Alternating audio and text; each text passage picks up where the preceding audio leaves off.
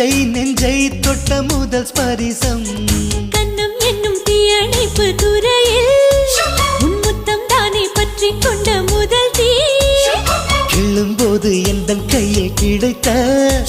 உன்வீரல் தானே நானும் தொட்ட முதல் பூ முதல் சலனம் அன்பே என்றும் நீ அல்லவா கண்ணால் பேசும் முதல் கவிதை